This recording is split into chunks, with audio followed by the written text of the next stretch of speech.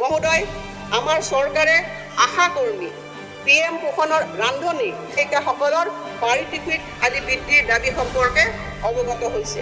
জনস্বাস্থ্য আৰু সমাজ কল্যাণৰ ক্ষেত্ৰত তেওঁলোকে আগবঢ়োৱা মূল্যৱান অৰিহণাৰ প্ৰতি স্বীকৃতি প্ৰদান কৰি 2025 চনৰ 1 অক্টোবৰৰ পৰা তেওঁলোকৰ পাৰিতোষিক চৰকাৰী ভাত্তা সংশোধন কৰাৰ লগতে এককালীন সাহায্য প্ৰদানৰ বাবে আমি সিদ্ধান্ত গ্ৰহণ কৰিছোঁ। নিৰ্দিষ্ট বেতন লাভ কৰা মাষ্টাৰ ৰোল আৰু ৱৰ্কচাৰ্জ কৰ্মচাৰীসকলক চৰকাৰে যোগ্য ঘৰ ভাড়া ভাত্তা 50% প্ৰদান কৰিব। প্ৰধানমন্ত্ৰী সূৰ্য ঘৰ মুফ্ত বিজুলী যোজনাৰ প্ৰতি উৎসাহিত কৰাৰ বাবে ৰাজ্য চৰকাৰে কৰ্মচাৰী প্ৰতি কিলোৱাটত 2000 টকাকে সৰ্বোচ্চ 3 কিলোৱাটত 6000 টকা পৰ্যন্ত ৰাজ সাহায্য প্ৰদান কৰা হ'ব।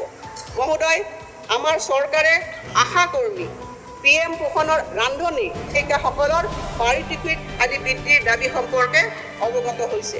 জনস্বাস্থ্য আৰু সমাজ কল্যাণৰ ক্ষেত্ৰত তেওঁলোকে আগবঢ়োৱা মূল্যৱান অৰিহণাৰ প্ৰতি স্বীকৃতি প্ৰদান কৰি 2025 চনৰ 1 অক্টোবৰৰ পৰা তেওঁলোকৰ পাৰিতোষিক চৰকাৰী ভাত্তা সংশোধন কৰাৰ লগতে এককালীন সাহায্য প্ৰদানৰ বাবে আমি সিদ্ধান্ত গ্ৰহণ কৰিছোঁ। নিৰ্দিষ্ট বেতন লাভ কৰা মাষ্টাৰ ৰোল আৰু ৱৰ্কচাৰ্জ কৰ্মচাৰীসকলক চৰকাৰে যোগ্য ঘৰ ভাড়া ভাত্তা 50% প্ৰদান কৰিব।